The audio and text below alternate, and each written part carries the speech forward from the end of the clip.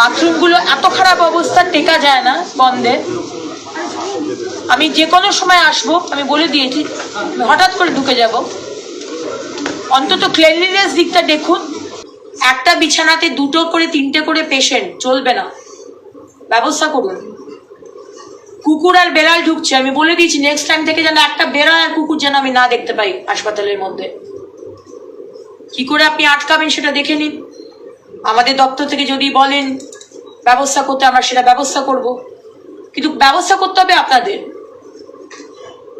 কিছু কিছু আয়া দিদিরা রয়েছে যারা পয়সা নিচ্ছে প্রেগনেন্ট মায়েদের কাছ থেকে, তারা আবার বলে না আয়া, তারা বলে বাড়ির লোক। এখানকার সিস্টার দিদিদের জানিয়ে দিয়েছি, সত্যি কথাটা বলুন, নয়তো আপনারাও অসুবিধায় পড়বেন।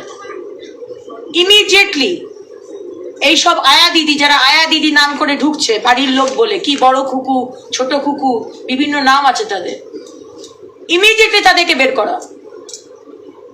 বাথরুমে এত গন্ধ, আমি সামনে দিয়ে যেতে পারছিলাম না, আমি 2 দিন আগে এসেছিলাম। এরকম চলবে না।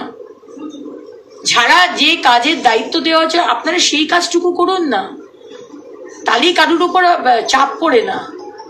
কিন্তু আমাদের তো কোনো দায়িত্বই নেই। যার পরিষ্কার করার কাজ সে পরিষ্কার করে না, যার মনিটর করার কাজ সে মনিটর করে না, যে ডাক্তারবাবুর চিকিৎসা করার কাজ সে চিকিৎসা করছে, সে বাইরে পেশেন্ট দেখছেন। এগুলো চলবে না, এই সরকারে আমরা চলতে দেবো না। প্রচুর স্টাফ কমপ্লেন পেয়েছি আমি, তারা টাইম মেনটেন করেন না। আমি বলে দিয়েছি সুপার সাহেবকে 10টার সময় ঢুকবে, 10:15 অব্দি গ্রেস পিরিয়ড, 6টার সময় বেরোবেন। আর আমরা বায়োমেট্রিক করার চেষ্টা করছি। ডাক্তারবাবুদের নিয়েও, অনেক ডাক্তারবাবুদের নিয়ে, সব ডাক্তারবাবু নয়, কিছু কিছু কমপ্লেন নাম দিয়ে এসেছে।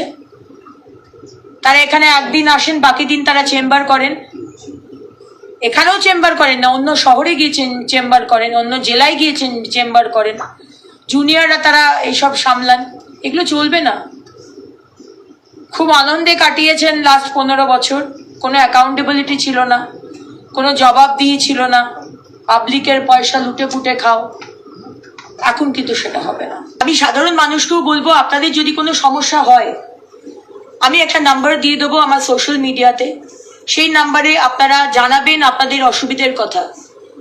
এই হাসপাতালে এসে বা আমাদের প্রাইমারি হেলথ সেন্টারগুলোতে গিয়ে আপনারা কি অসুবিধার মধ্যে পড়ছেন, কোন মানুষটা আপনাদের সাথে দুর্ব্যবহার করছে, কোন সিস্টার দুর্ব্যবহার করছে, কোন আয়া দুর্ব্যবহার করছে, কোন হাসপাতালের আধিকারিক দুর্ব্যবহার করছে, সার্ভিস পাচ্ছেন না, আপনারা নাম সমেত আমাদেরকে জানান।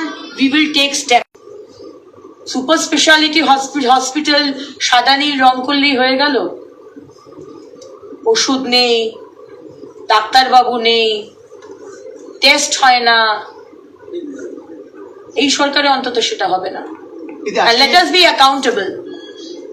আমাদের অ্যাকাউন্টেবিলিটিটা হারিয়ে গেছে। আপনাদের সরকারি যারা আধিকারিক রয়েছেন এই সরকারি হাসপাতালে মাইনেটা দিচ্ছে পাবলিক, এটা ভুলে যাবেন না। আমারও মাইনেটা দিচ্ছে পাবলিক। অ্যাকাউন্টেবল হতে হবে। আপনি যা কাজ করছেন মাসের শেষে মাইনে পাচ্ছেন, পাবলিকের প্রতি অ্যাকাউন্টেবল হন। ক্লিনলিনেস নিয়ে আমি বিশেষ নজর দিতে বলেছি।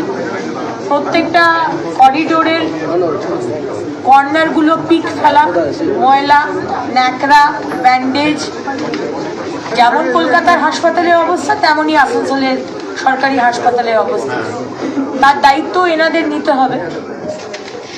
প্রত্যেকটা কর্নারকে হোয়াইট ওয়াশ করিয়ে পরিষ্কার করতে বলেছি এবং দিনে অন্তত 2বার করে ঝাড় দিতে হবে, ঘর পুছতে হবে ফিনাইল দিয়ে।